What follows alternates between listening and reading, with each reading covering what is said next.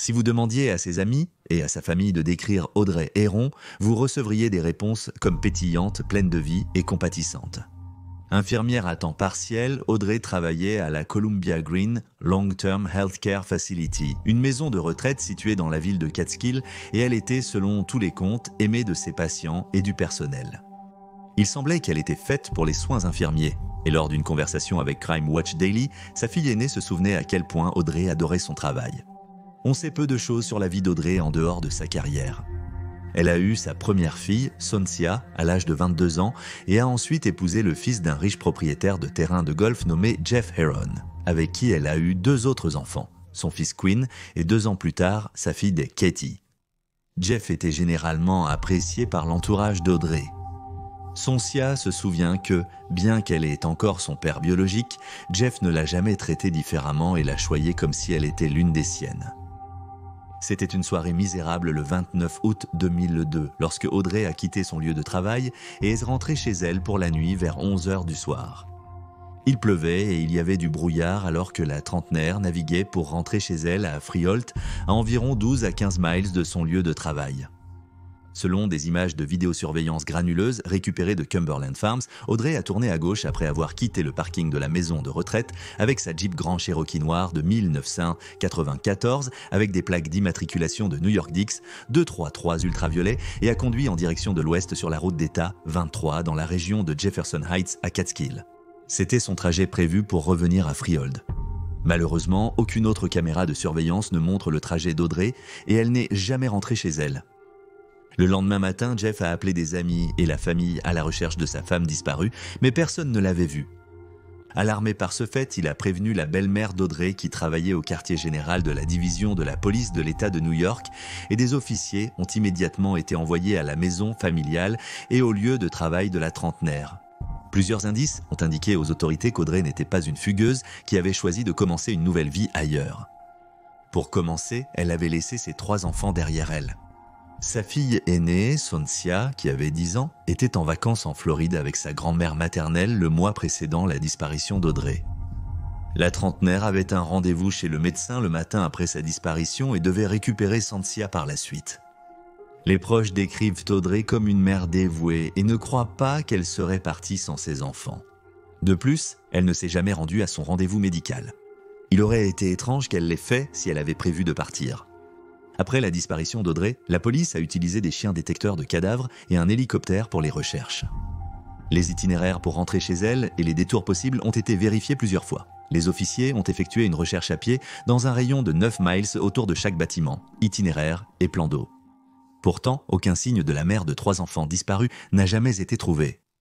Plus de 1000 pistes ont été étudiées concernant l'affaire, mais aucune d'entre elles n'a abouti. En 2018, les forces des mousses de l'ordre ont reçu un tuyau selon lequel le corps de la trentenaire aurait été enterré sur une propriété de la région. Les enquêteurs ont fouillé la scène à pied avec des chiens détecteurs de cadavres et ont vidé un étang sur la propriété sans rien trouver. Au fil des années, le mari d'Audrey, Jeff, a été critiqué pour son comportement après sa disparition. Les officiers qui ont parlé à True Crime Daily ont rapporté que Jeff était quelque peu coopératif, mais n'ont pas voulu donner plus de détails. Bien qu'il ait autorisé les enquêteurs à fouiller la maison familiale et qu'il ait volontairement passé un test de polygraphe, son comportement dans d'autres situations a été fortement critiqué. Selon les rapports, après la disparition d'Audrey, Jeff n'a pas participé à la recherche immédiate. Il ne participe pas non plus aux collectes de fonds que la famille et les amis continuent d'organiser afin qu'ils puissent mener d'autres recherches pour la mère de 3 enfants. Il y a aussi des rumeurs selon lesquelles ces tests de polygraphe étaient non concluants, mais cela semble être non fondé, et comme nous l'avons noté plusieurs fois auparavant sur la chaîne, les tests d'holographie ne sont pas fiables pour établir la vérité. Notamment, personne n'a jamais pu proposer une théorie sur pourquoi Jeff voudrait faire disparaître sa femme. Le couple était, selon tous les comptes, heureux, et il n'y a aucune preuve que l'un ou l'autre avait une liaison. De plus, Jeff n'aurait aucun motif financier étant donné qu'il et sa famille étaient déjà riches. Sonsia a exprimé sa conviction que Jeff s'abstient de s'engager avec les médias pour protéger les enfants et d'autres membres de la famille ont noté qu'il était bouleversé suite à la disparition. Mais certains amis d'Audrey ont exprimé leur méfiance envers le père de 2 enfants. Une autre théorie dans le cas d'Audrey découle d'une rumeur locale selon laquelle la trentenaire aurait été enlevée par des membres de la mafia russe. C'est parce que le terrain de golf possédé par la famille Héron avait au moins à un moment donné un associé silencieux qui était russe. Selon les rumeurs locales, la famille devait à cet individu russe anonyme une grosse somme d'argent et Audrey a donc été enlevée pour forcer la famille K à payer. Les forces de l'ordre ont enquêté sur cette idée, allant même jusqu'à placer un officier à la maison familiale au cas où il recevrait une demande de rançon, mais finalement, la police n'a trouvé aucune preuve que c'était la chaîne d'événements qui a conduit à sa disparition. La dernière théorie dans le cas d'Audrey est qu'elle a été victime d'un simple accident et que sa voiture et ses restes sont quelque part dans un corps d'eau en attente d'être trouvés. C'est parce que la zone dans laquelle elle conduisait la nuit de sa disparition était fortement boisée et mal éclairée. Comme nous l'avons dit plus tôt, le temps était humide et brumeux et la voiture d'Audrey n'avait pas de phares anti-brouillard. Il est possible que sa voiture ait fini par être submergée dans un plan d'eau quelque part après qu'elle ait été désorientée ou visuellement handicapée par le mauvais temps et le faible éclairage. Cela fait 20 ans qu'Audrey n'a pas été vue vivante. Après sa disparition, ses cartes de crédit, son compte bancaire et son téléphone sont restés inactifs pendant des années.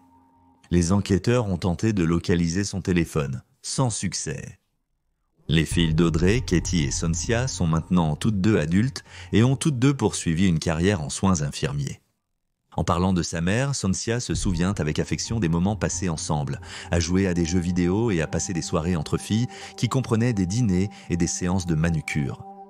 Selon les enquêteurs, plusieurs personnes sont suspectées dans cette affaire, mais elles n'ont jamais été identifiées publiquement. Pour autant que nous le sachions, Jeff Heron n'a jamais été désigné comme suspect ou personne d'intérêt.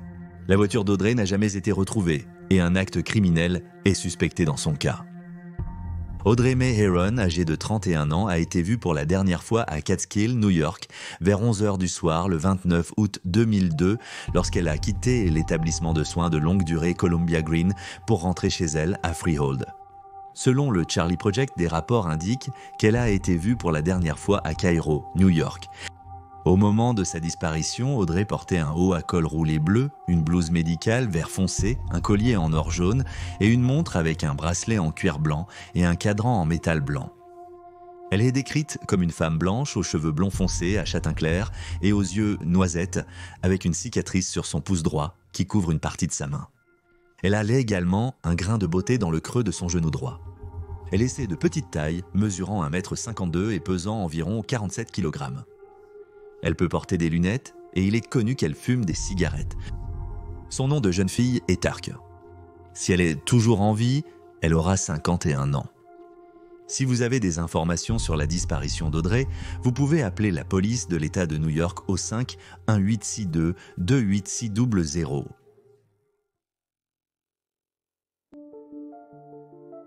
Sarah Ann Wood. Le 18 août 1993, Sarah Ann Wood, âgée de 12 ans, a quitté sa maison sur Eckerdom Road dans la ville de Frankfurt pour visiter son église locale, l'église Norwich Corner sur Roberts Road et Grafenburg Road à Sequoia. Sarah fréquentait l'école biblique d'été ici, à moins d'1 mile de sa maison familiale. À l'église, la jeune fille a ramassé du carton, un recueil de chants d'église et des transparences en plastique de 8 par 10 pouces. Après cela, elle a fait demi-tour pour rentrer chez elle. Sarah a quitté l'église sur son vélo de montagne rose et blanc à 10 vitesses et a été vue pour la dernière fois en train de descendre la route Roberts et de monter la colline abrupte de la route Eckerdom à environ 4/10 de mile de sa maison. Malgré sa proximité avec sa maison, Sarah n'est jamais arrivée et on ne l'a plus jamais vue. Plus tard dans la soirée, lorsque les proches et les forces de l'ordre ont cherché la fille disparue, ils ont découvert dans les broussailles les affaires que Sarah portait pour la dernière fois, éparpillées au sol, et son vélo rose et blanc distinctif appuyé contre un arbre. Les objets ont été trouvés à une centaine de pieds aussi de la route de Acadum. Il semble que l'enquête sur la disparition de Sarah ait été de courte durée, car seulement 3 ans plus tard, un homme nommé Louis Lant Jr., un ancien concierge de 45 ans, a avoué avoir enlevé et tué la fillette de 12 ans. Lant purgeait déjà une peine de prison, après avoir été reconnu coupable en 1995 de kidnapping, larcin, agression avec une arme dangereuse et voies de fait, suite à sa tentative d'enlèvement d'une autre fillette de 12 ans l'année précédente dans le Massachusetts. Pendant sa détention, Lant a avoué les meurtres de 2 enfants. Selon les rapports, la première victime de Lent était James Bernardo, âgé de 12 ans, qui a disparu d'un cinéma à Pittsfield, Massachusetts, le 22 octobre 1990. À l'époque, Lent était un employé du cinéma et il a croisé James à l'extérieur de l'établissement. À l'aide d'un couteau et de menaces de violence, il a forcé James à l'accompagner et à ramener le jeune garçon à son appartement où il l'a attaché à son lit, a coupé ses vêtements et l'a agressé. Il a ensuite assassiné James par pendaison. Le corps nu de James a été retrouvé à Newfield, New York. Bien que loin de la scène de l'enlèvement, il était proche de l'endroit où se trouvait la maison d'enfance de Lent. Au moment du crime, Lent n'était considéré ni comme une personne d'intérêt, ni comme un suspect. Dans sa deuxième confession, Lent a admis avoir enlevé et assassiné Sarah Wood. Il a affirmé avoir cherché une victime quand il a croisé la jeune fille, utilisant à nouveau un couteau pour la contraindre à entrer dans sa camionnette. Il a ensuite lié les mains de la fillette de 12 ans et l'a conduite dans les montagnes Adirondack, où il a violé Sarah avant de la battre à mort avec une grosse branche d'arbre. Il a ensuite enterré son corps, bien qu'il n'ait jamais vérifié auparavant si elle respirait encore, notant, je cite, « Je n'aime pas toucher les cadavres ». Il était venu aux montagnes avec l'équipement pour enterrer le corps. Après avoir avoué, Lent a d'abord déclaré avoir enterré le corps de Sarah près du lac Rocket dans les Adirondacks. Un peu plus tard, il a dessiné une carte de l'emplacement de l'enterrement pour les autorités, indiquant qu'il se trouvait dans ou autour de la ville d'Hinley, New York. Cependant, les recherches dans la zone n'ont produit aucune preuve quant à l'endroit où se trouvait Sarah, et Lent a plus tard admis qu'elle n'était pas vraiment là. Il a ensuite refusé de dire aux forces de l'ordre où se trouvaient les restes, puis a prétendu qu'il avait enterré son corps avec un autre de ses victimes qu'il ne voulait pas déterrer. Finalement, Lent a rétracté ses aveux, mais il était trop tard. Il a été reconnu coupable de l'enlèvement et du meurtre de Sarah Wood et James Bernardo. En 2013, il a avoué le meurtre de James Lusher, un garçon de 16 ans. James Lusher a disparu de Westfield, Massachusetts, en 1992 également. Les autorités ont refusé de poursuivre l'affaire en justice car Lent purgeait déjà une peine à perpétuité, mais elles ont cherché son corps dans le Greenwater Pond. Après 3 jours de recherche, aucune trace de James n'a été retrouvée dans la zone. Bien que Lent ait été reconnu coupable de 2 meurtres, ses aveux font l'objet de nombreux débats et spéculations. Il prétendait être sujet à des pertes de conscience et des trous de mémoire, et dans un rapport de l'Associated Press, il a déclaré que cela était dû à une rencontre rapprochée qu'il avait eue avec un objet volant non identifié en 1974. Cela pourrait suggérer que Lent a des problèmes de santé mentale qui pourraient défausser ses aveux. Il a également été théorisé que Lent n'a pas agi seul et qu'il pourrait avoir eu un complice qui est toujours en liberté. Le corps de Sarah n'a jamais été retrouvé et en 2015, son affaire a été rouverte. Malgré la condamnation, son affaire est considérée comme non résolue. Lent purge actuellement une peine de prison à vie à la colonie pénitentiaire de Bridgewater dans le Massachusetts. Après sa disparition, la famille de Sarah a fondé le Sarah Ann Wood Rescue Center, une branche du Centre national pour les enfants disparus et exploités, qui a ensuite été renommée la branche de la vallée de Mohawk. De plus, son histoire a inspiré un petit groupe de cyclistes, dirigé par son frère aîné Dusty et son père Robert, à sensibiliser le public à son cas et à la branche de la vallée de Mohawk du Centre national pour les enfants disparus et exploités en roulant de Utica, New York, jusqu'au Capitole des États-Unis tout en portant des maillots sarcelles et roses. Maintenant, chaque année, des milliers de cyclistes participent, collectant des fonds pour le Centre national pour les enfants disparus et exploités, et mettant en lumière non seulement le cas de Sarah, mais aussi les cas de centaines d'enfants disparus à travers tout le pays. Ils ont maintenant élargi leur gamme de couleurs de vêtements pour inclure le violet pour les policiers qui travaillent sur ces affaires et le blanc pour symboliser tous les enfants disparus. Sarah Ann Wood, âgée de 12 ans, a été vue pour la dernière fois le 18 août 1993 en pédalant sur une colline escarpée de la route Macadam dans la ville de Frankfort, New York. Elle mesurait seulement 1,50 m et pesait 43 kg au moment de sa disparition, et elle portait un t-shirt rose avec Guess Who brodé sur le devant, des shorts turquoises, des sandales marron et un bandeau.